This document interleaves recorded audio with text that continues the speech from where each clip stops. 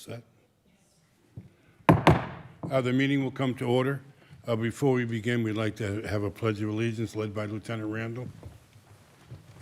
Allegiance to the flag of the United States of America, to the republic for which it stands, one nation, under God, indivisible, with liberty and justice for all. Thank you very much, folks.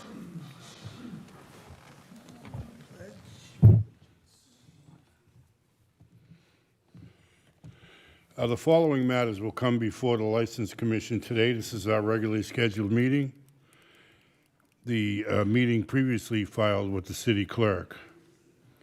The first item on the agenda will be the approval of the minutes of the April 16th, 2025 meeting. I'd move to approve. I'll second that. Very good. Those minutes are approved. The next items are applications submitted for consideration. The first application we're going to deal with is Blessed Mother of the Morning Star Parish, 670 Washington Avenue. Ralph DeChico is the event manager. I'm here for Ralph. Very good, sir. If you could step up to the podium, please. This is an application for a one-day malt wine, common victular, and entertainment license to be exercised at the Lower Church Hall, 670 Washington Avenue, on Saturday, June 28, 2025, from 5 p.m. to 10 p.m. The event is the 4th of July Disco Dinner Dance, and the expected attendance is 85 to 95. That's correct. Thank you, sir. Can you have your name and address for the record, please? Salvi Ternulo, 86 Wentworth Road in Revere. Very good, Mr. Ternulo. If you could just explain briefly what you'd like to do with this license. Well, we have 2 to 3 parties a year. We just serve only beer and wine. We'll have a DJ and dinner, and it's just a party for Okay. parishioners and friends. And this is the same event you've had for several years? Oh, yes, we do 2 or 3 a year. And are there any changes to this particular No, year? no changes. Very good. Do any of my fellow commissioners have any questions? No questions for me. No questions. Very good, sir. We'll close this part of the hearing. Are there any proponents? Is there anybody that would like to speak on behalf of the Blessed Mother of the Morning Star Church? Don't see or hear anybody. We'll close that section. Are there any opponents? Is there anybody opposed to this issuing of this license? Don't see or hear anybody. We'll close that section. Would you like to discuss this further, or would you like to make a motion? I can make a motion to approve. I second that. Very good. The application for a one-day malt wine, common victular, and entertainment license for Blessed Mother of the Morning Star Parish is approved. Thank The you. application will be exercised at 670 Washington Avenue on June 28th. That's a Saturday, 2025, from 5 p.m. to 10 p.m. That's Thank you correct. very much, sir. Thank you. Good luck with your event. Do I need a copy of it? This is the first time I've done this. Do I get a copy of the license, or? It Right gets before I leave? emailed. It gets emailed to Oh, it gets emailed. the location. Thank you so much. Thank you. Have a good day. The next item on the agenda is Cafeteria Las Delicias Colombianas, Inc., 86 Shirley Avenue. Maria Arango is the manager. This is an application for outdoor seating for an alteration of premises to add outdoor seating. The requested seating is 12, and this would be from Sunday through Saturday, 11 a.m. to 9 p.m., to be exercised at 86 Shirley Ave. Your name and address for the record, please, sir. My name is Humberto Gallego. Address is 8060 Ave in Riviera. Thank you very much, sir. Can you explain briefly what you'd like to do? Like my wife, I got application for sitting outside for 3 tables and 12 chairs. Saturday is Sunday to Saturday, 9 to 11. Or 11 to 9, I'm sorry. Very good. Thank you very much, sir. You have any questions? No, I don't. I had an opportunity to review the site plan review report. It seems like there is sufficient 4 feet clearance that's required. Hi, my name is Marilyn. I'm just doing the interpretation. He brought some photos as an example how it's gonna look like. Okay. Okay, sure, we'll take a look. You'll take a look at that. Okay.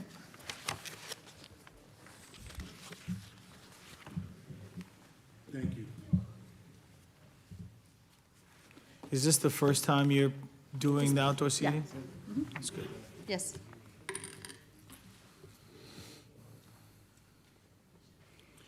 My only suggestion would be just to make sure that where the pots and the plants are, it can't exceed the clearance, yeah, because it can't obstruct too much on the, So we'll suggest to remove it. well, I wouldn't necessarily say remove it, as Or long as more- it more doesn't closer. go more than the So- allowed clearance, right?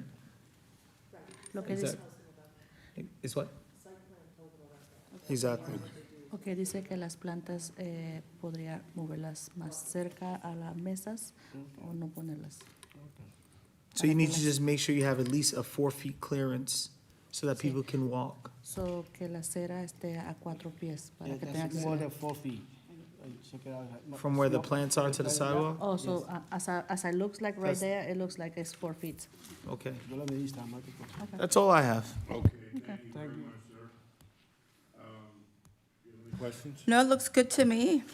Very good. We'll close this part of the hearing, and we will ask for any proponents. If anybody would like to speak on behalf of the outdoor seating at 86 Shirley Avenue.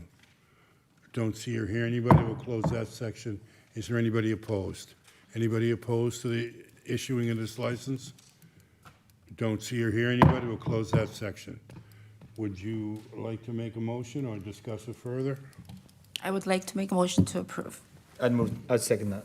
Very good. The application for outdoor seating for Cafeteria Las Delicias Colombianas at 86 Shirley Avenue is approved.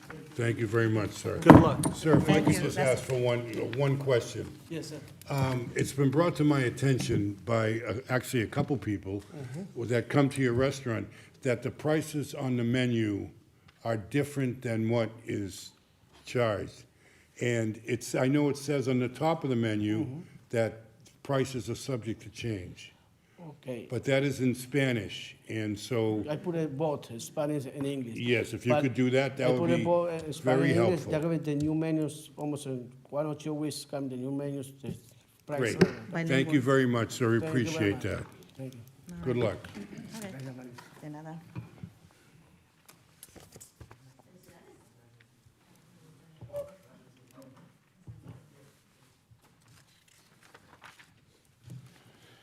The next item on the agenda is Tulum Taqueria, Inc., 425 Revere Beach Boulevard. De Bellis de la Rosa del Carmen Polino is the manager. This is an application for an all-alcohol restaurant license. The license would be exercised at 425. She's on the way here. She's in traffic. Okay, we'll put this over. Okay, we'll put this for a second call. The next item is item number 5, Twisted Fate Brewing, Suffolk Downs LLC, DBA Twisted Fate Brewing, 64 Salt Street. David Pinette is the manager.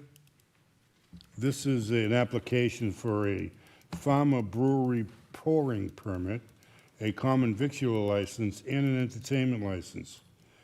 These licenses will be exercised at the same location, 64 Salt Street. The requested seating is 70 seats inside, 36 seats outside. The requested hours are Sunday through Thursday, 11 a.m. to 11 p.m., Friday and Saturday, 11 a.m. to 1 a.m., and requested entertainment is widescreen cable TV, radio, and vocal and instrumental music. Your name and address for the record, please, sir. Can you turn on the microphone, please? Middle button. There you go, thank you. home address? Yes, please. My name is David Panett, and my home address is 350 West 4th Street in Boston. Very good, sir. And can you explain briefly what you'd like to do with this license? Sure. I'm here today requesting a Farmers Brewers pouring permit. That's the third phase of breweries permitting, allowing them to produce it and then serve it. We need this pouring permit. So I'm here to ask for that. Very good. Will you be making the brew on the premises, or? 99% will be made at our first location, which is in Danvers. We'll have a small pilot system, which is 5 gallons. Okay, and you'll be bringing the rest in kegs, or how does that work? So we will contract brew from our first location and bring in kegs and cans. Very good. Will you be brewing on site? Very, very little. Is it more for show? We have to have a pilot system on site, yes. How's the Danvers location? You guys busy up there? We're good. We're expanding, so that's Right. usually a good thing. So, yeah. How long you been with the company? So my wife, myself, my sister, and her husband, we started the company 4 years ago. It took us about a year to find a space, and we've been in operation for 3 years. And other than the Danvers location, do you have any other locations? No. Will you be cooking on the premises as well, or how does? We have a small kitchen that we're going to do heat to serve. So like a turbo chef. I'm sorry? A turbo chef. Okay. It's like a microwave oven. And what will you be serving? Like canned pies, stuff like that, like all frozen right from a freezer right into the oven. Pretzels, And when are you looking to open? as soon as possible. We're about 75% done construction. Okay, very good. I don't, do you have any other questions for this gentleman? No, I don't. I mean, I reviewed the application. It seems like it's in order. I'm just, it's the first time seeing a farmer brewer's pouring permit, but everything seems to be in order. Very good. Do you have any questions for this gentleman? No, I'm good. No questions. Very good. I'll close this part of the hearing. Are there any proponents or anybody else that would like to speak on behalf of Twisted Fate Brewing Company? I don't see or hear anybody. Is there anybody opposed? I'll close that section. Is there anybody opposed to the issuing of this license? I don't see or hear anybody. We'll close that section. Would you like to discuss this further, or would you like to make a motion? I'd move to approve the application as written. And I will second that. Very good. The application for a farmer brewery pouring permit, a common victular, and an entertainment license for Twisted Fate Brewing Suffolk Downs LLC, DBA Twisted Fate Brewing, is approved. The licenses will be exercised at 64 Salt Street. The requested seating is 70 seats inside, 36 seats outside. The requested hours are Sunday through Thursday, 11 a.m. to 11 p.m., Friday and Saturday, 11 a.m. to 1 a.m. And the requested entertainment is a widescreen cable TV, radio, vocal, and instrumental music. Those licenses are approved. Thank you. Good luck, sir. Thank you. Thanks.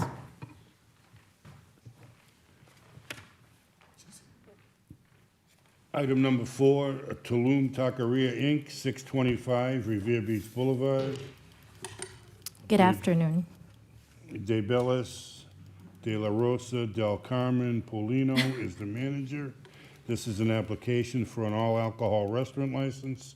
The restaurant license will be exercised at the existing restaurant at 425 Revere Beach Boulevard.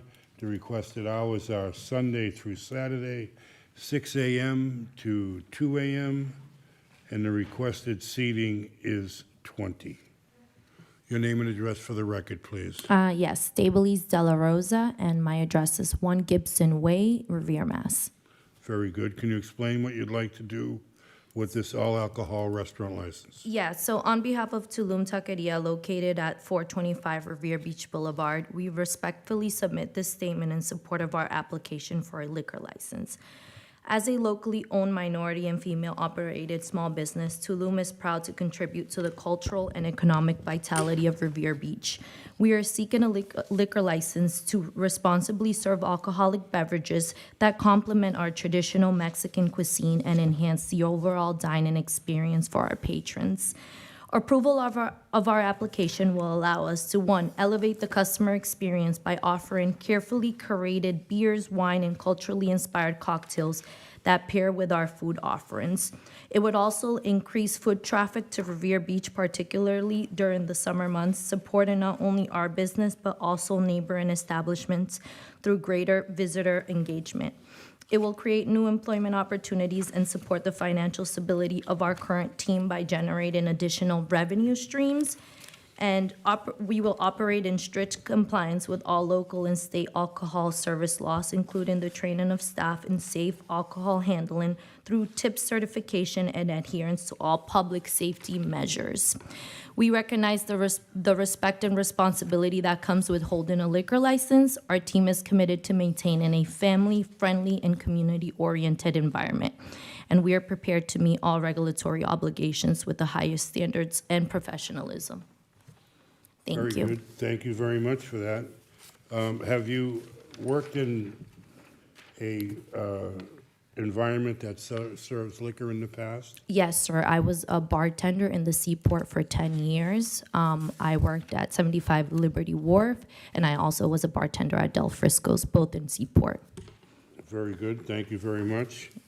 Do any of my fellow commissioners have any questions? I do, I have several. So aside from your experience as a bartender, have you owned or managed any other businesses that was responsible for alcohol service?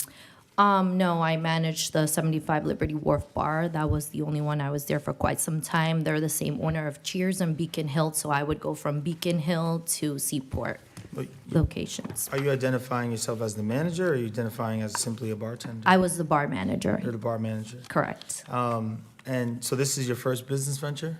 No, I owned a medical spa in Lynn for 8 years as well. It's totally different In business. this particular space? This is your No, first? yeah, this is our first restaurant. Right. But I also, do you, and what type of certifications do you have? We have our Serve Safe. I have my Serve Safe and all my staff members. We also have their allergy test. I also have my bartending license from when I used to bartend. What about your tip certification? Yeah, I have that as well. I can submit all those documents. It's up to date. So this is the establishment that was right on Revere Beach. It's relatively small, right? Correct, yeah. Right. How do you plan to, because this traditionally has been known for more of like a takeout, quick bite and move along Yeah. type of experience. Yeah, we've had a lot of people come in and ask us if we have beer and like kind of cocktails, margaritas. We have some outdoor seating, which we plan on. That's why we're asking for this license, is to take full advantage of the summer. The winter was pretty brutal on us, and so we're trying to recover. We're just trying to stay alive I and understand. afloat. I Yeah. understand. So operationally, do you plan to do anything to ensure that whoever you're serving doesn't kind of take that liquor on the beach? And Correct, yeah. what operational measures are you taking? We will have a security there Fridays, Saturdays, which will be kind of like our biggest days. Other than that, we don't plan on, I mean, our license is from 6 till 2 a.m. We don't plan on serving alcohol at 6 in the morning. We What plan on license is doing until 2 a.m.? the establishment That's license. So you Yes. close, what time do you typically close now? We're closing at 9 o'clock just for, in terms of like payroll costs. Like I said, the winter was very brutal on us, so I can imagine. we don't know if we're gonna open till 2 a.m. yet. Right, We're but you just- have the ability to if you need Correct, to. yes. So those hours have still not been determined. I kind of wanted to cross the bridge before, I Right, get and if there. you understand your responsibilities of when you're supposed to stop serving alcohol at a Yes, certain time? yep, I do. Okay, that's all I have. Do you have an entertainment license? We don't. Okay, so basically, what does it look like on a regular day, night, like at 7, 8 p.m.? Is there music? What do you have? We have music. It's relatively low. We haven't been open in a summer. We opened late August last year, come September, so we don't know what the summer looks like. We don't know what the crowd after 7 p.m. looks like on a summer day, so Okay, but that's no entertainment license. right now. correct. No entertainment license. It's just music, and that's it. You have seating outside, correct? Yes, sir. Will you be serving alcohol at the outside seating? Yes, sir. And how do you plan on making sure that people who are seated outside don't wander off with the alcohol? Well, there will be a server just attending to the consumers of alcohol there, so they'll be keeping close eye on those clients that are seated outside. Okay, thank you. Thank you. Do you have any further questions? I don't. Do you have any questions? Very good. I will close this part of the hearing. Are there any proponents, or anybody that would like to speak on behalf of the issuing of this license? Angela Garino, Squire, Ward 5 City Councilor. I'm in support of Tulum Taqueria's application for an all alcohol restaurant license. Since DeBellis opened, she has created such a welcoming and vibrant dining space that reflects the rich cultural diversity of our community. I don't know if you guys have had a chance to go in there. It is absolutely beautiful in there. Tulum Taqueria has quickly become a local favorite, offering authentic cuisine and positive presence along Revere Beach Boulevard. Granting this license would support a small, woman-owned business in its continued growth and enhance the dining experience for our residents and visitors alike to Revere Beach. DeBellis has demonstrated a strong commitment to responsible business practices and community engagement, and I respectfully urge this Honorable License Commission to give a favorable consideration to this request. Thank you. Thank you very much. Are there any other proponents? Anybody else like to speak on behalf of the issuing of this license? I don't see or hear anybody. We'll close that section. Are there any opponents? Is there anybody opposed? Don't see or hear anybody. We'll close that part of the hearing. Would you like to discuss this further, or do you want to make a motion? Further discussion? No? So I would certainly move to approve the application for an all alcohol restaurant license. Despite my slight reservations, the support of the ward councilor certainly has swayed my opinion. So I'd like to move to approve it. I will second that. Very good. Then the license is approved. The application for Tulum Taqueria, Inc., 425 Revere Beach Boulevard, for the issuing of an all-alcohol restaurant license is approved. That license will be exercised at 425 Revere Beach Boulevard, and the requested hours are Sunday through Saturday, 6 a.m. to 2 a.m. The requested seating is 20. Thank you very much, and good luck. Good luck.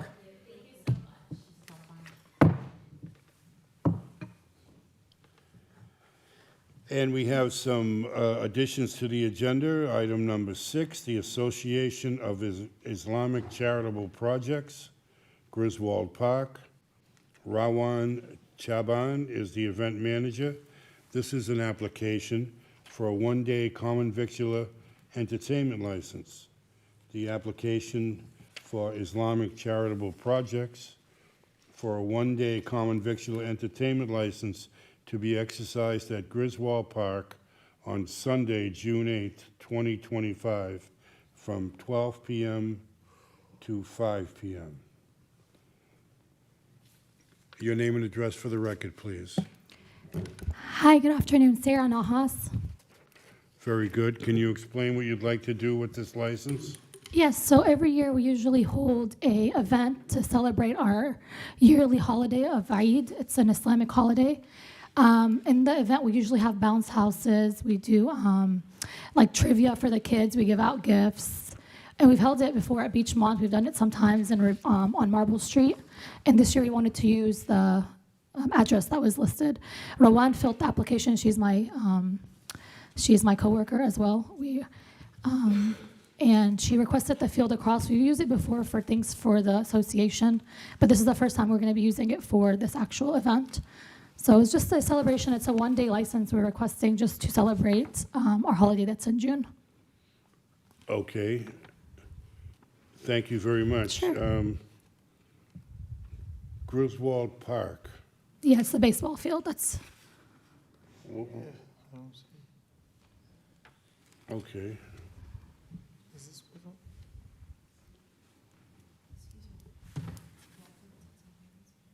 Oh, okay, thank you. All right.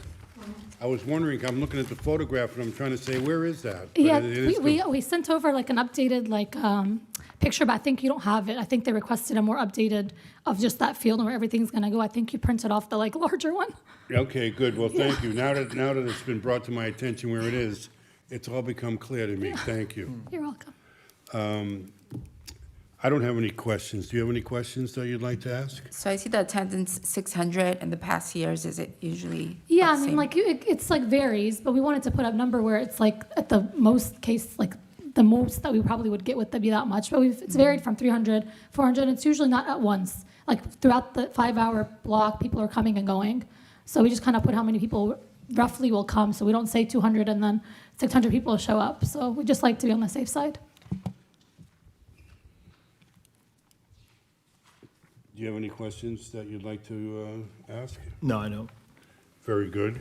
We'll close this part of the hearing. Thank you. Sure. Are there any proponents? Is there anybody that would like to speak on behalf of the issuing of this one-day common victular and entertainment license? We don't see or hear anybody. We'll close that section. Anybody opposed? Anybody opposed to the issuing of this license? Don't see or hear anybody. We'll close that section. Would you like to discuss this further, or would you like to make a motion? What would you like to do? I can make a motion to approve. I'd second that motion. Very good. The application for a one-day common victular entertainment license for the Association of Islamic Charitable Projects to be exercised at Griswold Park is approved. The one-day common victular entertainment license will be exercised on Sunday, June 8, 2025, from 12 p.m. to 5 p.m. And the event is a festival celebrating Eid, and the expected attendance is 600. Good luck with your event. Thank you very much. And it's open to the public, so you're welcome to bring your kids and come. Thank you. Thank you, guys. We appreciate the invitation. Thank you very much. Item number 7, the Revere Arabic Community, Fredericks Park. Nada Abu Habida, I'm sorry if I mispronounced your name, is the event manager. This is an application for a one-day common victular and entertainment license. The licenses will be exercised at Fredericks Park on Saturday, June 14th, 2025, from 1 p. to 4 p. The event is a festival celebrating Eid, and the expected attendance is 300. I'm sorry? 100. Oh, I'm sorry, 100. Your name and address for the record, please. Asma Abu Fouda, in behalf of the Revere Arabic Community, 276 Fenno Street. Very good. Can you explain what you'd like to do with this particular license? So this celebration, it's open for the whole city, partnering with the city of Revere, and it's open for all the community. It will take place right after the graduation ceremony for our Arabic language and culture weekend school at the Beachmont. And it's actually similar to the one before this, the Eid Festival. It will include in kids' activities, snacks, and games for children. Very good. Thank you very much. Do you have any questions or any? I don't. I reviewed the application. It seems like everything's in order. Very good. No questions for me. Very good. We don't have any questions. Thank you very much. We're going to close this part of the hearing. Thank you. Thank you so much. You're welcome. Are there any proponents? Is there anybody else that would like to speak on behalf of the issuing of this license? We don't see or hear anybody. We'll close that section. Are there any opponents? Anybody opposed? Don't see or hear anybody. We'll close that section. Do you want to discuss this further? No, I'd move this to approve. And I'll second that. Very good. The application for a one-day common victular and entertainment license for the Revere Arabic community is approved. The application, the event will take place at Fredericks Park on Saturday, June 14th, 2025, from 1 p.m. to 4 p.m. This is a festival celebrating Eid, and the expected attendance is 100. Thank you very much, ma'am. Good luck with your event. Okay, I believe that concludes the applications for consideration. The next item on the agenda is item number 8, Wonderland Entertainment LLC, DBA Oceanside Event Center, 1290 North Shore Road. This is a request from Wonderland for a discussion of security measures with the commission. Name and address for the record, please, sir. Charles Del Pidio, 84 Broad Reach, Weymouth, Massachusetts. Thank you very much, Mr. Del Pidio. Well, what do you want to discuss?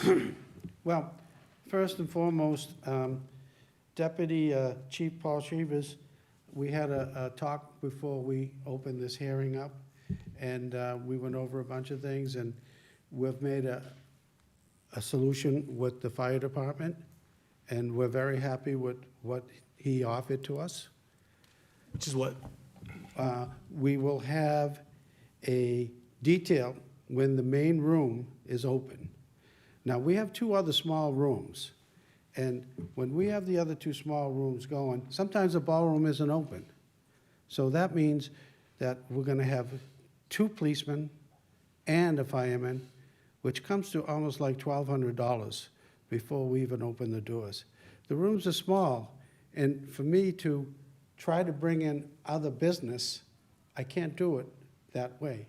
Right now, there's a lot going on in the cities, and it has affected business tremendously, and there's nothing anybody can do about it right now. But right now, we're asking for a little bit of help. The fire department stepped up very nicely, and what I'd like to know is what can we do with the police department as far as the details. For example, they put on a 3rd detail out in the parking lot, and I didn't know nothing about this. So with 3 details and a fireman, you're talking almost $1,600 a night. It's a lot of money. So if we could have a meeting with the police department and see what we can do to kind of shave it down a little bit. You know, we run a really good place down there. Right now, we're thinking of other things. We're trying to get into weddings, and we're going to try to get into other things too. But in the meanwhile, things are very slow, and if I can't get any help, I'm going to have to start laying off a lot of people, and I really don't want to do that because we have over 80 employees, and I would say probably 80% of those employees are all from Revere. And the last thing I really want to do is to do that. But if we can't get any assistance, we might have to. You know, anytime the city of Revere asks us to do anything, for example, when they had the hurricane, we were there, we had a concert for them. COVID-19 came, we opened up Oceanside, it was Wonderland then, and we made it for shots. So the whole thing was open up for all COVID. Anytime we are asked from the city, we're always there. Now, I'm asking for a little help. The 2 rooms you described as smaller rooms, one of them has a capacity of 300 and one can fit up to 600. Is that fair to say? That is? Right? You consider that small? Well, it doesn't mean that you're always going to get 600, and it doesn't mean you're always going to get 300. For example, Okay, fair. Tonight we're open, and I don't think we'll have more than 100 people in our small room. Okay, so. So I'm going to have 2 so- details and a fireman. So the last time you made such a request, right? Shortly after making the similar request back last fall, you had 2 incidents that took place, and I think you subsequently withdrew your request. Is that fair to say? Do you remember that? Yes, I You think I requested, do. in the fall of 2024, you requested, But I don't think we've had any problems ever since. And you know what? There's hundreds and, a lot of people have been in and out of the building, so the amount of incidents that we have are very small, and most of them are domestic, if anything. but yet, here's the thing. I had an opportunity to review, some of the promotions that goes on for your establishment, and, you represented before this commission that things are really slow, but yet I see, based on the advertisement that's circulating, that, essentially every weekend, if not 2 or 3 times out of the weekend, you're booked with multiple parties, multiple huge events, Brazilian parties, Hispanic parties, that bring large crowds. And, you're representing before this commission that things that are going on in the city is affecting your business. And I'm not necessarily rejecting that, but based on what I see from the advertisement on your Oceanside, Facebook and Instagram page, I mean, it seems like you're still very much holding these not you per se, but you're open to promoters bringing in these pretty large events. Can you explain that? Example, the last 2 weeks, we had 2 very big concerts, both Saturdays canceled. And they canceled on the week of because ticket sales are so slow. The problem is that these acts are so expensive. And then when you only get 300-400 people, everybody's losing their shirts. So I'm trying to do is cut down until we get by this bump in the road, and I'm asking for a little bit of help. So if, it's funny, one person I said, wow, you guys are making so much money. We're not. We're losing. We pay $95,000 a year in property taxes there. We are losing right now. Do you have security on the premises? Always. And how many security personnel do you have for a night like tonight where you expect 100 people? No, tomorrow night, forgive me. Friday. My fault. Okay. Friday. Probably what, 4 or 5? No, in the ballroom? No, tomorrow night, just in the small room. No, that's on Saturday. What's today, Thursday? Today's Wednesday. No, Wednesday. This is what happens when you turn 74 years old. Jeez. No, on the weekend, on the small room, we'll have 4. For security. 4 security. But you also have 2 policemen and a fire. Now, that'll be the case. And what would you propose to do? What would your proposal be? Well, first of all, 3 details is a lot. It really is a lot. Last time I was here, I also spoke to you folks afterwards, and I said, we don't own that parking lot. The MBTA owns that parking lot, and they're charging people to park there, and I have to pay the detail officer to go in their parking lot, and I really don't think that's fair. That's how I feel. I don't mean to be rude in any ways, but if we're going to talk, I just want to talk. And No, be I free. understand. I appreciate your candor. What would, again, I'll ask you again, what would your proposal be? Well, in the small room, I know what the capacity is, but I've had things that just we only get maybe 100 on tonight. Salvadorian night is on Saturday night, and it's gone way down. So instead of 2 details, maybe put 1 on. So we have 1 detail, and then our doorman. It's just a lot of money. It's almost $400 a person. Okay, so you'd have 1 detail officer on a night that 1 room is open, Yes. and your security person. As far as the main ballroom, when we have a major concert, I don't have no problem putting the 2 details on. I'm just looking for a little bit of help. I'm not looking to erase everything. I understand that, and, I can certainly appreciate that. Lieutenant, do you have any thoughts on this? Yes, we're opposed to any changes whatsoever to the details. Okay. We've worked with the ballroom for decades, and where it is now is at bare minimum, so. I'm not 3 details? Not putting 1 officer down there by himself. Okay, so how do you feel about 2? Well, the parking lot's a whole other issue, but it's, that was brought about because of all the complaints that one of our commissioners knows firsthand about what it's like when that place breaks at the end of the night. Summer's coming, and it's only gonna get busier down there. So I don't think now is the time to start talking about lowering details. Okay, well, I guess we have reached the point where we're gonna have to do something, and I'm not sure what, other than it appears that the two detail people are gonna have to stay. And the lot situation, is there a way, Lieutenant, that the detail people in the lot the detail people on the premises can do anything about the lot? The problem is that the two people that are assigned inside are trying to manage, the exit of all these people at 2:00. And then the ones that are leaving, whether they're going in the parking garage or the parking lot, that are creating all the problems, we end up sending the shift down there.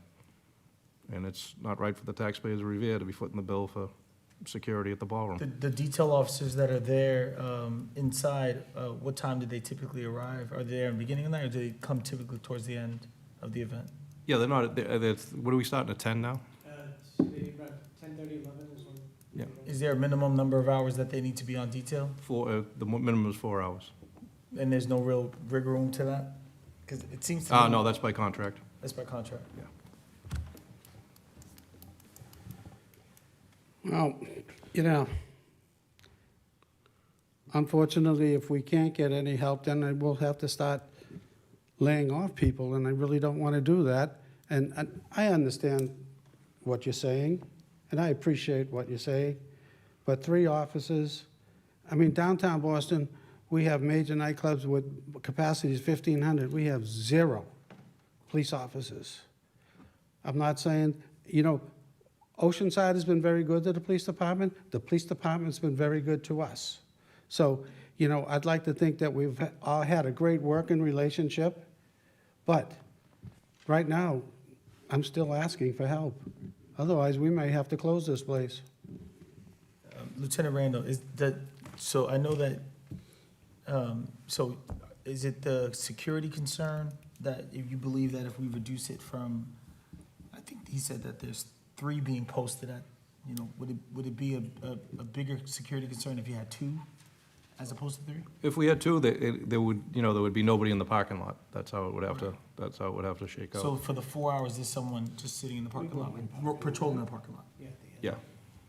Our doormen also go out in the parking lot at the end of the night. It's not like there's nobody out there.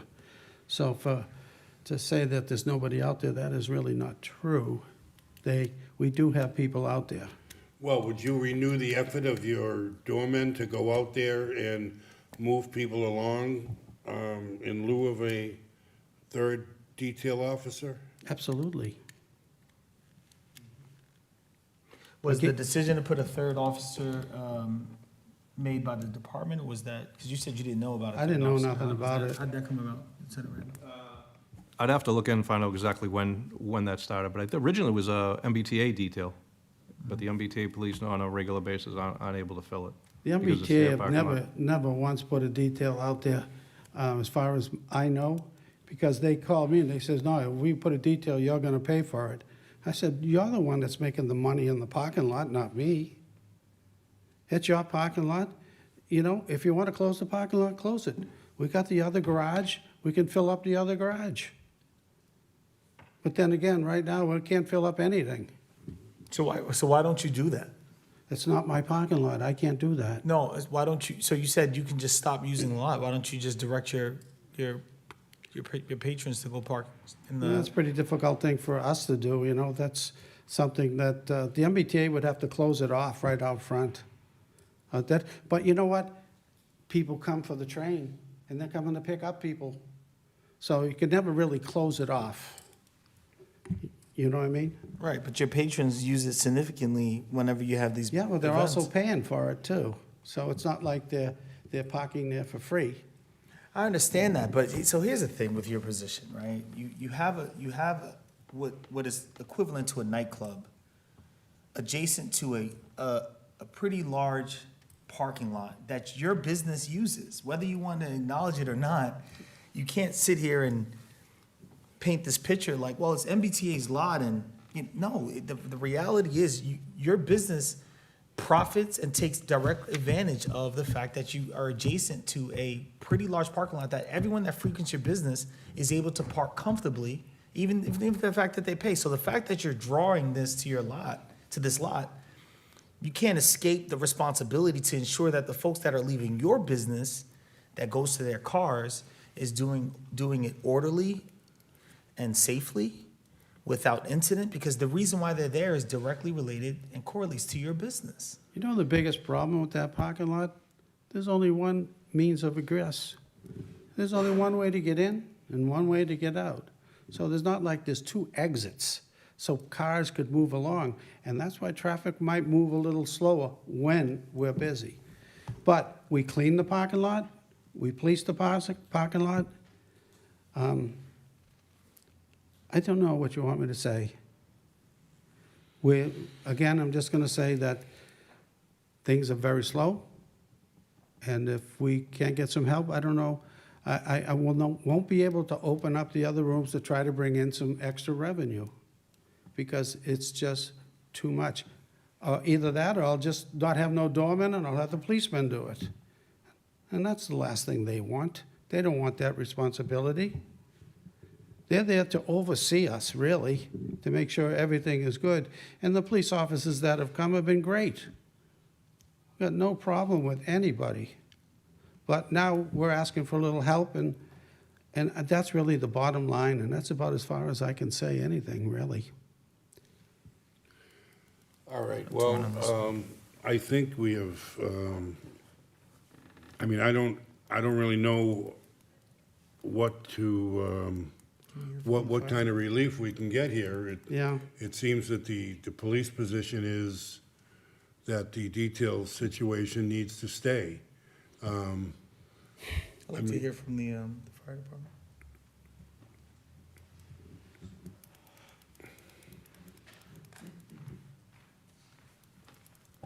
Afternoon, Commissioners. Deputy Chief Paul Cheever, Revere Fire Department. Before we started tonight, I spoke to them out in the hall. We are aware that their numbers have been down in the last few weeks. I can't speak for the last few months.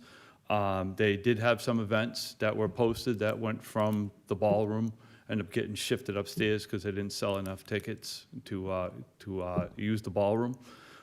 So I asked them for their current, they're supposed to have an emergency plan on how they operate the business for these events, as well as their crowd managers. So per the Mass State Fire Code requirements, they're supposed to have crowd managers for one crowd manager for first 250, and then additional crowd manager up to 500 and 750. So right now they're a little behind in their certifications on the crowd manager. So we're going to remain in there this weekend until whatever event they have, until the crowd managers are back up and trained. Once they have their crowd managers trained, we feel that they will have the appropriate people on board to operate the 2 rooms upstairs, considering what's going on with their ticket sales.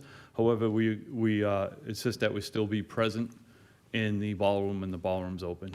As you pointed out, the upstairs rooms are 300 and 600, and the ballroom's 1,100. So we feel the fire detail is warranted there. I went through our runs to see what we've done in the past year at this property, and this past year we've done 28 runs to this property. So basically a run every 2 weeks is a way to look at it, a little more than that. Of those runs, 15 of them were EMS related. 8 were related to the fire system going off or smoking or something to that effect, and 5 were other events. So for the most part, those are looking into those further.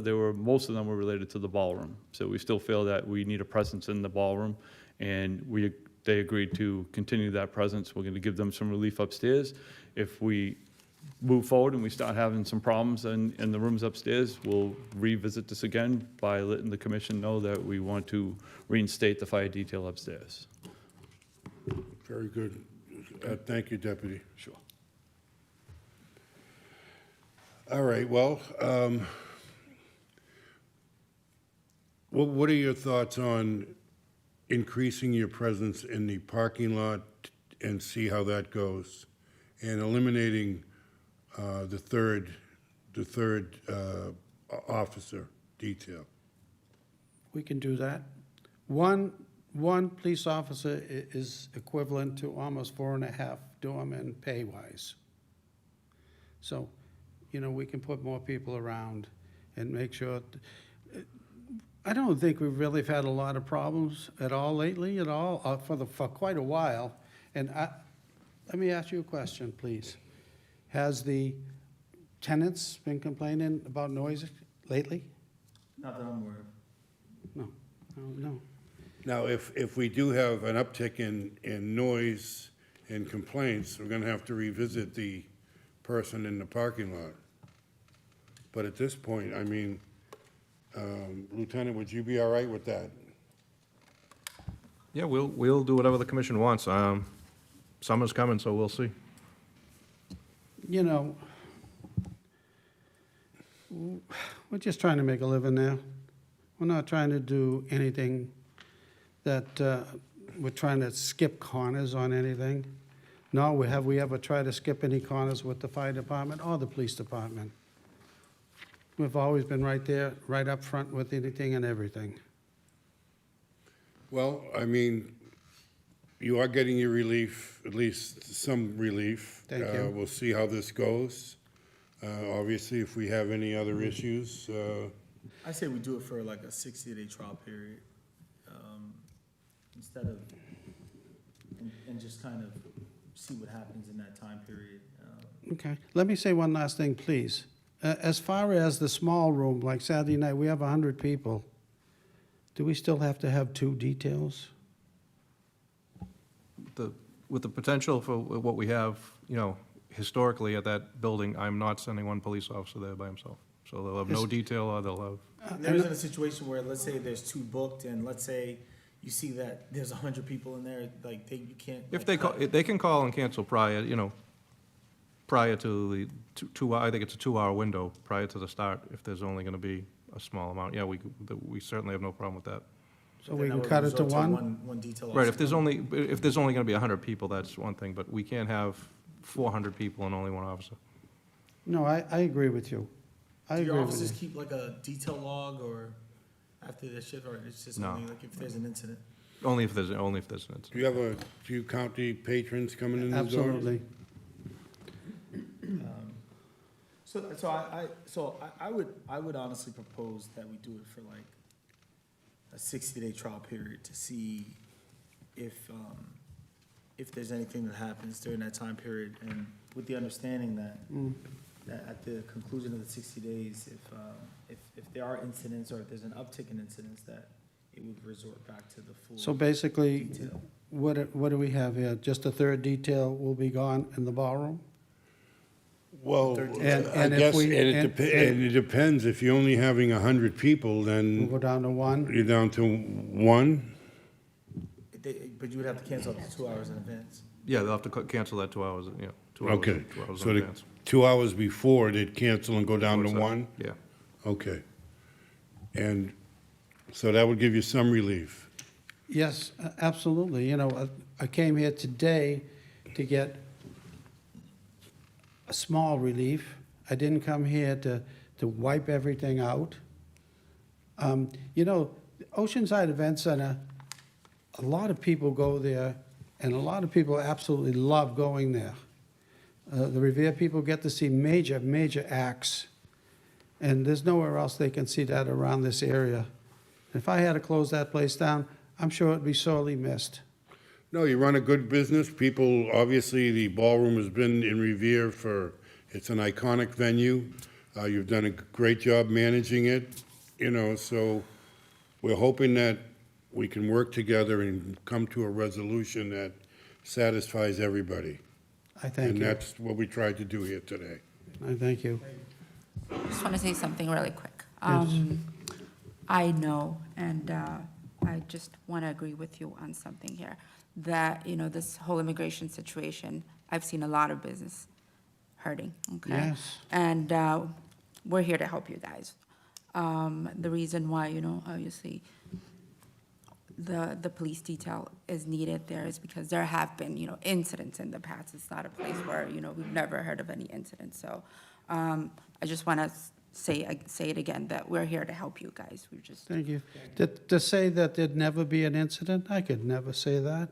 But if you look at years ago with this place, it's not the same run place. By no means. This is two different places. I don't run it that way at all. And again, I thank everybody, the police department, Paul Chivas, thank you so much, sir. And I thank the board. Okay, thank you very much. Okay.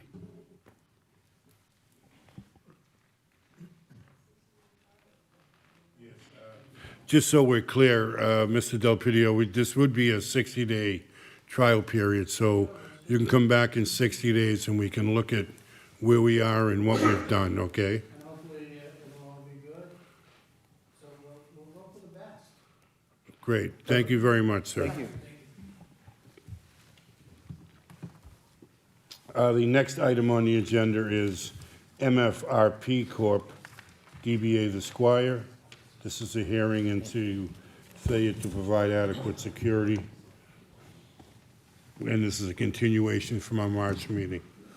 Your name and address for the record, please. Peter DePisa, 604 Squire Road. Thank you very much. So, we have your security plan, and we have the history of events. I guess my question would be, the security plan that you put forth, has that been in effect since you've reached that accommodation with the police? Yes. And I noticed that there was an incident involving a robbery at that location in the parking lot. And the security personnel, did they watch it on TV? And not go outside or not do anything as far as? No, it didn't start off as a robbery. The girl punched the customer in the face, and it was a boyfriend-girlfriend situation. They stole the park book, and he took off to jump into his car. That's not what was reported about. I understand what was reported, but that's not what happened. And where'd you receive this information from? With Yeah, how did you learn of the additional facts that you just spoke with? everybody that was there that night, all the security staff, the people that were bartenders. so when this incident happened, was security already, had already completed the training that they had to do? No. That training, from that incident, the following week, I let go of my entire staff that I had personally, and the security company took over the whole security for inside and outside. That was after the Yes. incident? So why did the security exit the building to intervene while this incident was taking place outside? They didn't see the robbery happen. According to the Revere PD, they were observing it on the, I don't know where they got the information, but I don't know, that's not what happened. There's no way for them to watch the videotape. The TV wasn't put in until after the fact.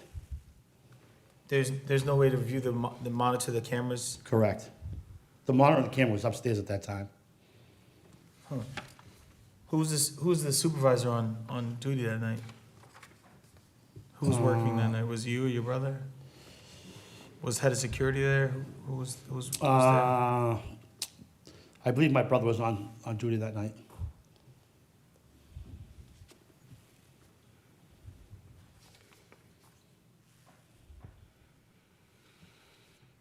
And according to the Revere PD, it said that no one on site had access to the security footage even that night on April 24th. Our managers do not have the code to the security cameras. Only me and my brother have it. And can you explain why, what's the rationale behind that? Because if an incident happens and, let's say, Revere PD rushes in, time is ticking, it's crucial that they get access to information. Why is it such a restriction on who can access the security? It was just the footage? way we've done it for 30 years that way. And what's the rationale behind it? I don't want people recording their own stuff and then sending it out viral. A lot of stuff with TikTok today and social media, disgruntled employees will take pictures and they'll send it out. It's happened at many other nightclubs. So our protocol is just to have the owners have control of the videotapes. But we've always given, within a 6-hour window, tapes to the police officers. So after receiving conflicting information that obviously directly contradicts what the reporting officer has noted, did anyone in your establishment make like some type of internal report or document, the version of the events that it received? I didn't know I was allowed to dispute a police report. Well, you're not allowed to dispute it, but you can certainly have your own internal report, right? You can document something that took place for insurance purposes. You mean for us to write it down? That's what I'm asking. Yeah, we write our own incident reports. So this incident was in fact documented? You have an Correct. internal report? Correct. Did you provide that to the commission as No one relates asked to- me for it. Can you provide that to us? Yes, I can.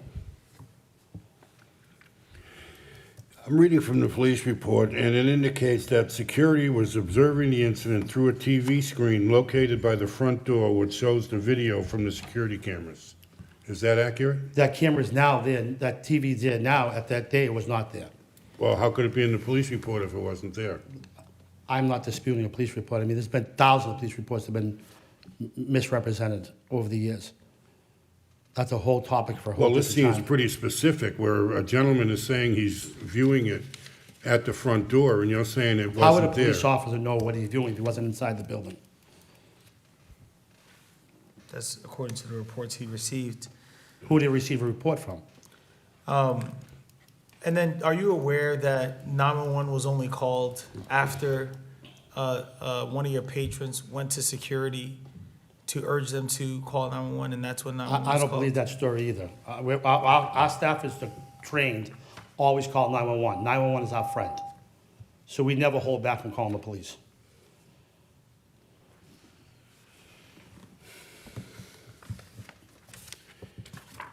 Well, Mr. DePisa, we want to work with you on this. Yes. And I think that,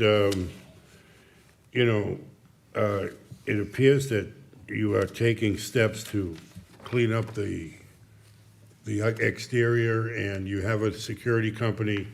We've reviewed the security plan that you have, and it seems that if it's followed, it would be okay, it would work.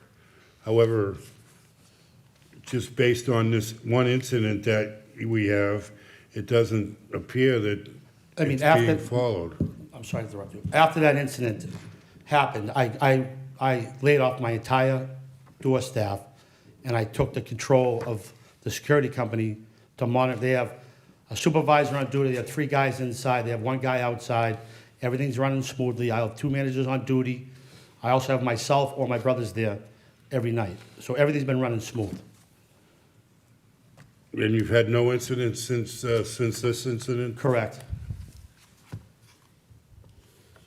And to be honest, if you go by security, we're overstaffed for security for the number of people that come in that building. We have 75 people, and we have 1, 2, 3, 4, 5, 6, 7. We have 8 people that can handle security problems.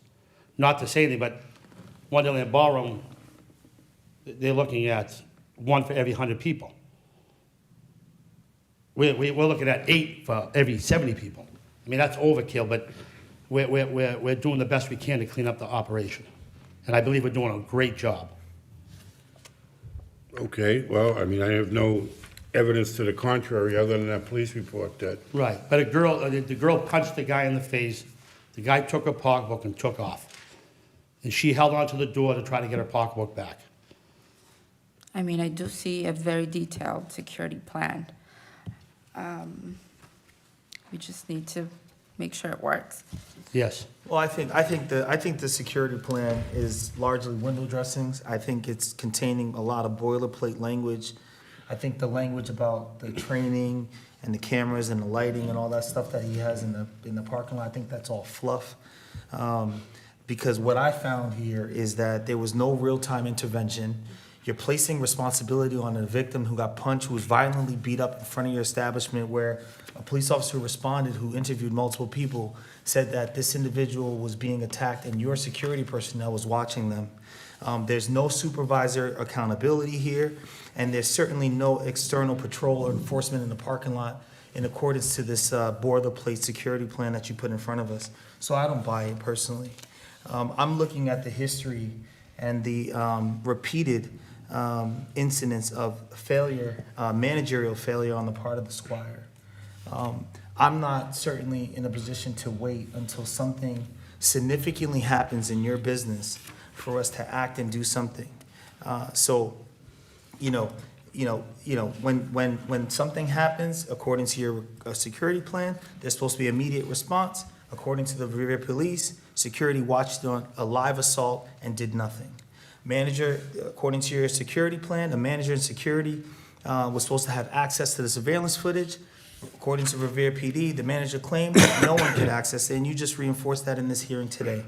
An incident report was supposed to be written within 24 hours. I haven't seen one, and there certainly wasn't any filed today in front.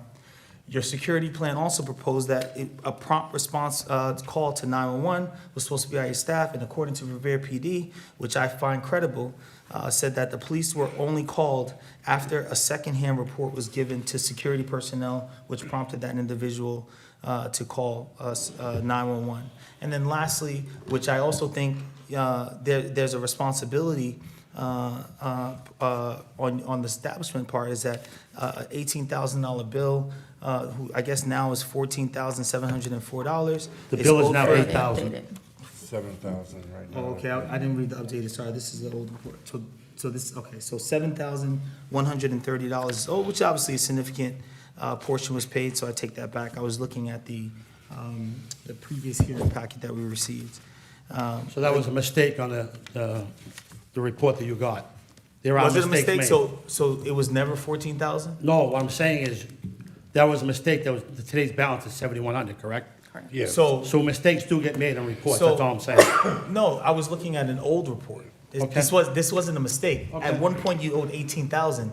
At Okay. one point, you owed 14,704, and today, your current balance is 7,130. It's not a Okay. mistake. It just was an old report. Okay. So when I received your hearing packet, probably about 2.5 weeks ago, this was probably the number. Now, since has changed, great. But you didn't I get commend updated. you. Well, I did get updated. Yeah, I'm an attorney, I'm busy. Right. I printed the packet I received a few weeks ago. Okay, Not- thank you. Not the packet I received, I think Maggie sent it a couple days Right. ago, which obviously updated report with all the updated Yep. numbers. But it wasn't a mistake. It's a mistake in my representation here, which I can certainly acknowledge. But still, the responsibility still falls on you per the Massachusetts general laws to make sure that all your municipal charges and bills are paid in full. So I'm not going to make this motion because I'm sure I'm not sure if I would have the full support of the commission. But I see here a pattern of systematic neglect and indifference to public safety, combined with their continued financial irresponsibility. So I would like to hear the position of my fellow commissioners as to how you would like to move forward with this. But I'm prepared to issue a proposal that would probably significantly reflect what's been happening at the Squire at this point. Well, what is it that you would, what type of a motion would you like us to entertain? Well, I mean, I think there's 3 ways that we can go about this. I think that we can consider suspending the entertainment license entirely for 60 days. I think that we can consider rolling back their hours until 12 a.m. Or the less invasive measure might be putting them on a probationary period for about 6 months.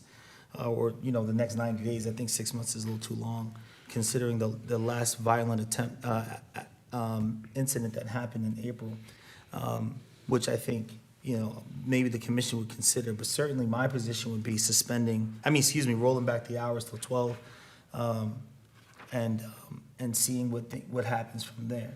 But I'm amenable to a 6-month probationary period that really monitors what goes on at the Squire, and keep it on a tight leash, because I certainly, like I mentioned, I certainly don't want to sit back and watch something more significantly happen. In light of our April meeting, and just a couple of weeks later, I think a few days later, actually, a woman was violently assaulted outside of the establishment, and we received reports that their security just watched. So I defer to the rest of the panel to hear what you guys propose, but you know, I'm prepared to act on this one. Okay, well, I mean, do you have any thoughts on this? Well, I think that you're here because there's been several incidents, okay? And you're here because we asked for a security plan, okay? I see that you're willing to, you know, make things better. You've done what we've asked. However, I don't know if it was bad timing or what happened, but, you know, when we're asking for a security plan, you bring it, and then another incident happens. So that's basically, you know, what did it here. In my opinion, I think you're doing what we're asking, you know? He brought the security plan. I would like to give him a chance and see what, you know, what his security plan looks like, and put the responsibility on you. You know, I would hate to see you back, you know, in a month, 2 months, and say, hey, you know, this incident happened. That sounds reasonable. We do have a security plan that you did put in place. I suppose it would be prudent to see if it's going to work. I have no problem coming back to see you guys every month. That's not an issue. We But don't want to see you every month. But I have no you know? problem coming to speak to you and tell you how I feel, or I'll tell you how security's going, you guys can tell me what's going on. But to roll my hours back, I might as well just close the doors, I'm out of business. And there goes 120 people laid off.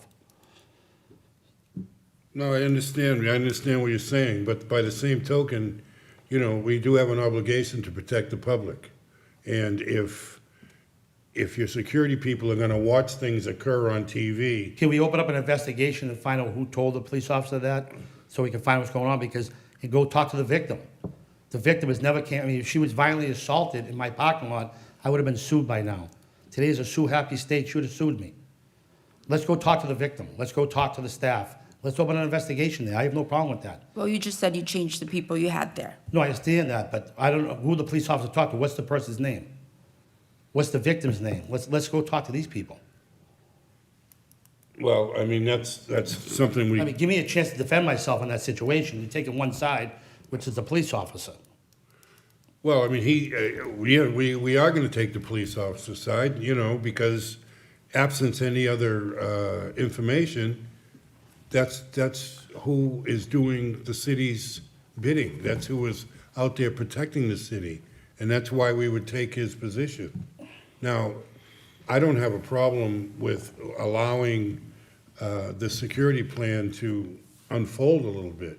Thank you. And see how it goes.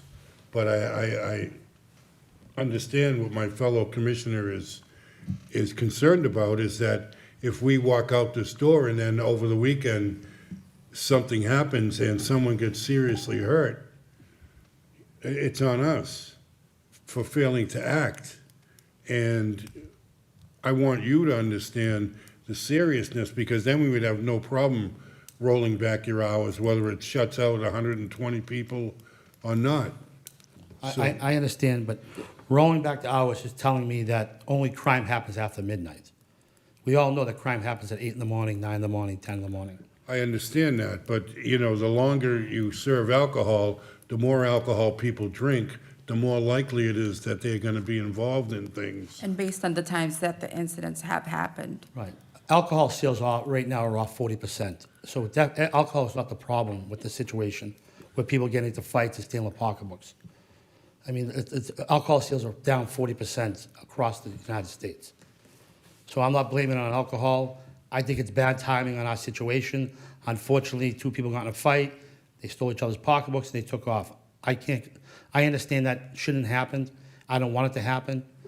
You know, I'm just saying, I'm asking for the mercy. By rolling us back, we're out of business. So we keep on talking in particular about that about that Yes. particular incident, I would like for us to focus on the security plan that, we want to make it work. Well, the new security plan is I got rid of my staff.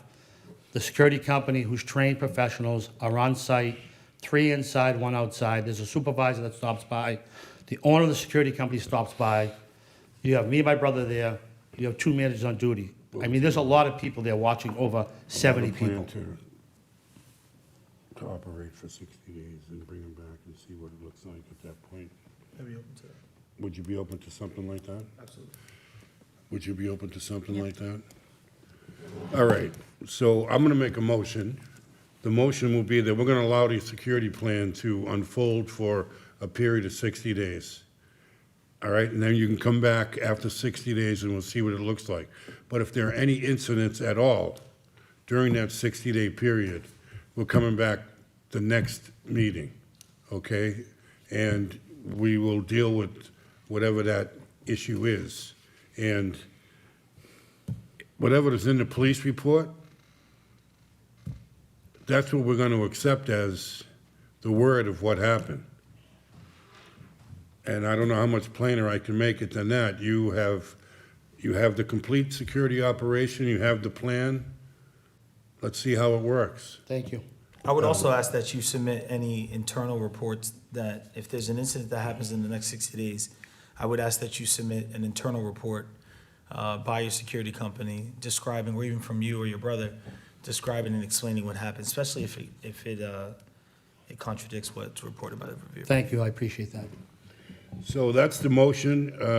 Do you want to discuss it more, or do you want to second it, or? So you make the motion? That was the motion, to allow the plan to go into effect, and then we'll review it in 60 days. If there are any incidents in the time period between then and the 60-day period, we'll come back immediately and address it at that point. I will second that. Very good. Thank you very much. The hearing is closed. Thank you. Item number 10, Lupita Revere LLC, DBA Lupita Restaurant, 111 Shirley Avenue. Erasmo Guevara is the manager. This is a hearing into disruptions of the public safety, service to intoxicated patrons, violation of license closing rules, and violation of on-premise license laws. Name and address for the record, please. Mr. Chairman, Commissioners, James Nicoletta, 5 Thank you very much, Counselor. So, we've been through this before with Lupita's. We had a situation, was it last year? Yep. Where we had to roll back some hours because the management was not keeping the lid on the patrons at closing time. Now, and so they came back and asked for us to lift the embargo on the hours and allow them to continue operation. He said that he had put in controls to make sure, and that he would take the proper steps to make sure that the neighborhood was not disrupted by his business. And so we took him at his word and gave him back his hours. Now we are receiving reports that you have people congregating out front, there's disruptions, and there was a incident where he was serving alcohol after 2 o'clock, patrons in the place drinking after 2 o'clock, totally unacceptable. And so that's the reason why we called your client in. And so I guess we want to hear what is that? What are we doing? Thank you, Mr. Chairman, for that opportunity. Just to give you the wave tops of this and give you sort of a breakdown of the events and those that are and are not included in the police report, but are the product of police action. So what happened on that evening was that at 01:42, the 911 dispatcher received a call coming over the 911 line. The caller was non-responsive. The 911 dispatcher then initiated the callback protocol. They called back 3 times and with no response from the 911 caller. She then initiated the 11-meter ping over the address. The address was 100 Shirley Avenue, apartment 303. Having no success with that, the dispatcher then dispatched 103 to 100 Shirley Avenue, apartment 303. That was at 0145. At 0145, shortly thereafter, the officer arrived at that address, identified the person in the apartment, because he had been sent there actually as a well-being check because of the person being unresponsive to the 911 dispatcher. The officer then left 100 Shirley Avenue, and he noticed that there was some commotion out in front of Lupita. There were individuals who had been leaving the establishment, and that some of the automobiles were playing their music louder than probably what might have been appropriate. People were coming out of the establishment when he arrived there. Note from the log at the police department that 103 cleared 100 Shirley at 0158. 100 Shirley Avenue is steps from Lupita. So he arrived there, and at that time, the security, Fernando, who was on duty that night, was moving people out, and there were, as he explains to me, people who had come there that night. They came in different groups. They didn't all know each other, but there were several different groups who did know each other, and he was moving them accordingly. When the officer arrived there, there were people inside the establishment. There was no service after 1:30 a.m. There were glasses and bottles there, and there were patrons there. It's not very clear from the police report nor the log entries what time he got inside and made his observations, but he did assist the security personnel in moving the people out. People were then moved out of the establishment, and while the officer was outside Lupita's on Shirley Avenue, he witnessed an automobile accident, I believe from the, I have the turret tapes, and it appears that one car was pulling out, and in doing so, he backed into the front of a Mercedes-Benz, causing some damage to that car. So he then determined that he needed to take down the information, make a report, and call for a tow truck. He did call. G&J was dispatched. The officer stayed there until the tow truck arrived. He stayed there until the tow truck left with the car. According to the police reports of the log entries, and I believe the officer said he cleared at 0242. So what's not in the report, but is in the log and is in the turret tapes, is all of that which happened outside that has nothing really to do with Lupita. It looks as though, if you read the police report, that he spent 40 minutes inside trying to get people out. That's not what happened. He had to attend to the automobile accident, call for the tow, wait for the tow, wait for the car to be put on to the tow truck, and then for the car to be towed away. Okay.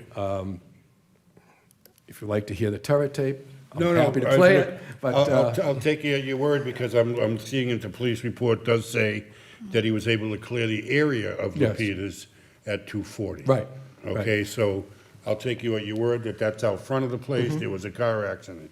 Right. The part that I think needs to be addressed is that the officer was able to observe numerous patrons drinking inside the establishment past 2 a.m. And that's a clear violation of the license. And it's also, there was no detail on that evening, and nor was one requested.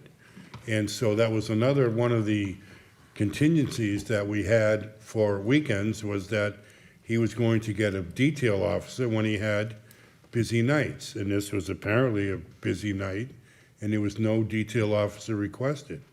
And so these are issues that when we make these rulings, we expect that the management is going to uphold their part of the bargain.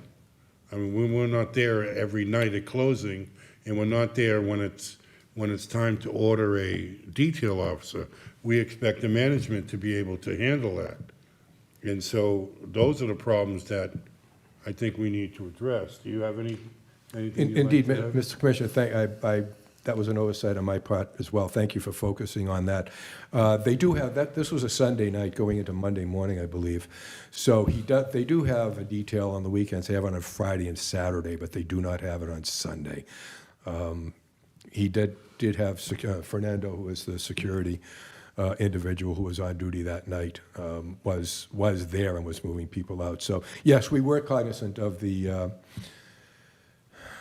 establishment needing to use its judgment on weekends to have a detail, and they did have one on Friday and Saturday.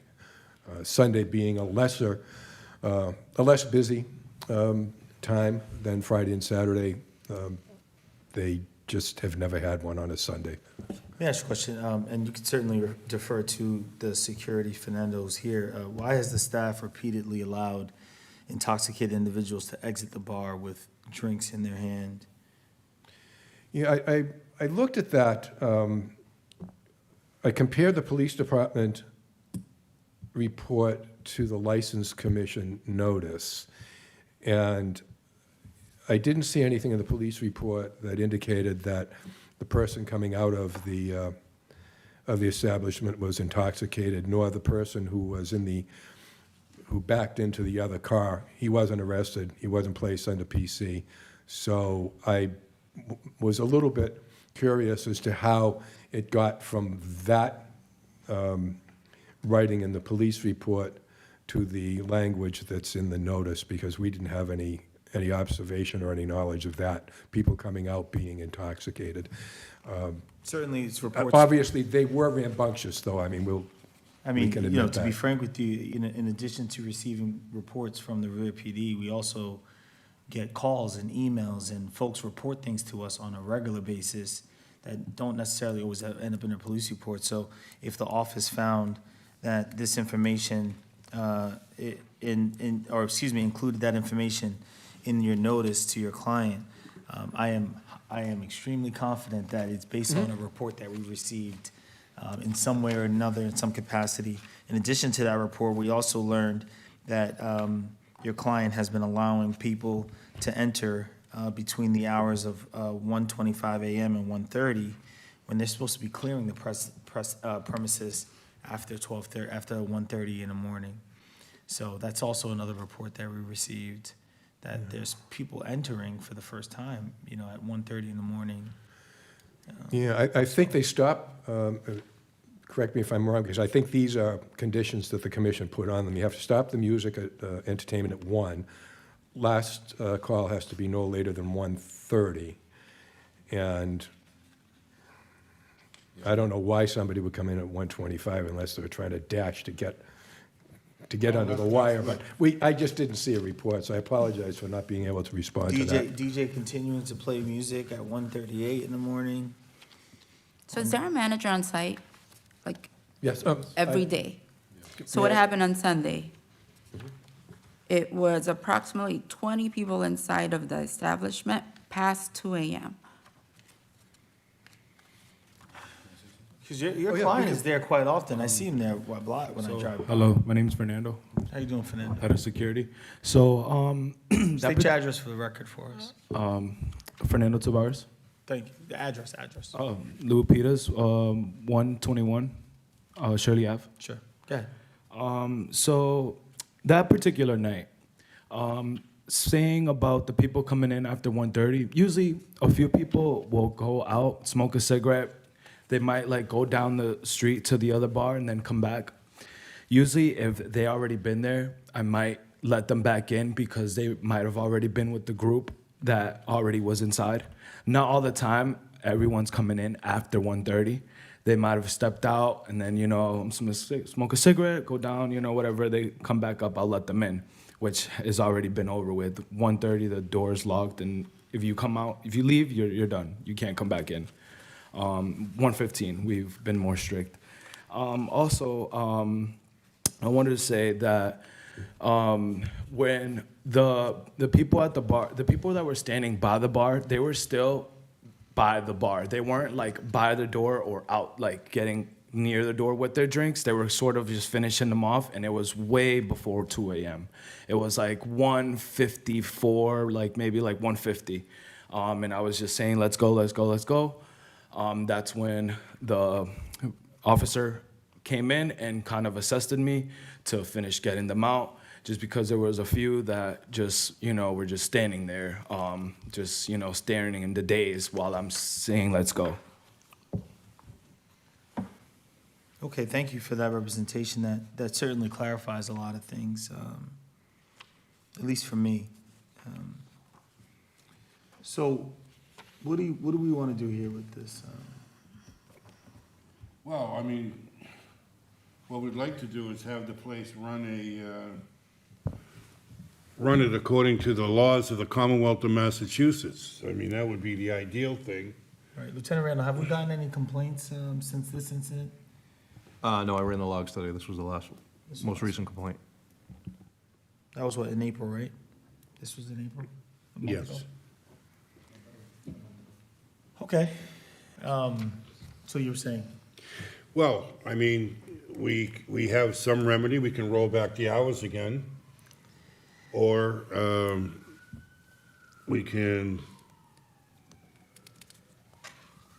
do whatever it is you think you want to do. I mean, we can roll back the hours, we can take away a license, we can, So I mean, so I'll be honest. We know I rolled back the hours. We rolled back the hours before on this business, and I can imagine how that must have affected. I think the last 30 days, especially the representation of your head of security, certainly gives me the reassurance and the confidence that it seems like you guys have tightened up a little bit.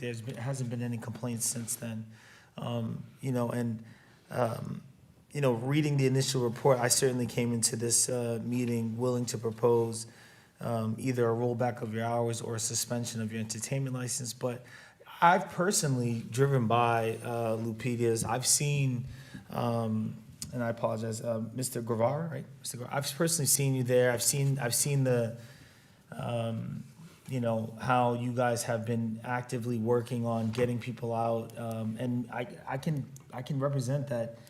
The music has been off consistently after 1:30. I didn't hear anything. I live right near there. I drive by Lupita's often, surely have, just to kind of see what's going on. So I certainly don't want to be as harsh to try to propose rolling backwards. But I would certainly like to propose a 90-day probationary period. Let's monitor the situation, and I would encourage you to continue to have the details. And if you suspect that you're going to be busy on a Sunday, I encourage you to get at least one. We have one detail officer over there, right? It's not a big place. Right. So at least one detail officer that you have to call in. How far in advance can they book that, a detail officer? If they anticipate it being busy on a Sunday? They can book it same day. Same day, that's what I thought. So, I'm gonna put the onus on, and the responsibility on you as the owner and head of security to, if you know that you're gonna have a busy Sunday, get a detail officer. One of the things that I said to my boss, that just get the detail on Sunday, and that way we can all be safe. There's already one Friday and Saturday. Every time the officers always come, they're nothing but help. Right. So, which is one of the things that the officer said that night. He asked me, "Hey, no detail tonight?" I said, "No, not tonight. Wasn't expecting it for it to get that busy." It was literally a wave that just came out of nowhere. It was pretty much slow for the beginning of that night, around like 12, good 30, 40 people just popped out of the woodworks. Right. So it wasn't like where we could just be like, oh, we needed a detail. It was one of those nights that we were just playing it by ear. But like I recommended, maybe just a detail on Sundays, the 90-day probation, and just make sure everything flows smooth. Right. And I say we review it in 90 days, and if nothing happens, we just put it on file. But I certainly like to give Lupita's an opportunity to continue to work towards getting their operations and security under control. It seems like you guys are headed in the right direction. And again, based on representations of council as well as the head of security, I would like to propose a 90-day probationary period and with a review date to see if anything happens, and the requirement for you to have a detailed officer if you anticipate being busy on a Sunday. Okay, because you already have one in place for Friday and Saturday. So that would be my motion. To basically review their security in 90 days? In 90 Is that- days. Yeah, so I also think that you guys are going in the right direction. You know, things happen, and learn from your mistakes. You know, instead of waiting till 1:55, if you see people by the bar, you know, now you know it's gonna be 1:40, I don't know, earlier, you know your clientele. But I also came, when I read the report, had a different. If we do get other complaints and other reports, we will be sending you a letter, and you'll be back here before the 90 days. All right, so I'm hoping that, you know, you guys will do this in a way that will satisfy everybody. You are in a neighborhood, it can be loud there, so just kind of be aware of that. And I think, you know, we'll go that way, all right? So we'll see you in 90 days, hopefully. All right, thank you Take very care, much, Counselor. Absolutely.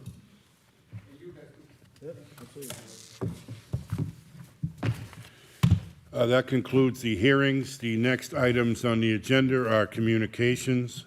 A notification from the Massachusetts Alcoholic Beverage Control Commission of approval of a change of manager for Colwyn Management, DBA Staybridge Suites, Holiday Inn Express, Revere. The next item is a notification from the Alcoholic Beverage Control Commission of approval of a malt wine cordials liqueurs license for Urban N Bold Restaurant Consultant Corp., DBA El Zarzo. And the next item is notification from the Alcoholic Beverage Control Commission of an approval of the wine malt cordials liquor restaurant license for Perros Paisas Revere Corp., DBA Perros Paisa. And that concludes today's agenda. I would make a motion that we adjourn. June 18th. Till June 18th. I'd second that motion. Very good. The meeting is adjourned.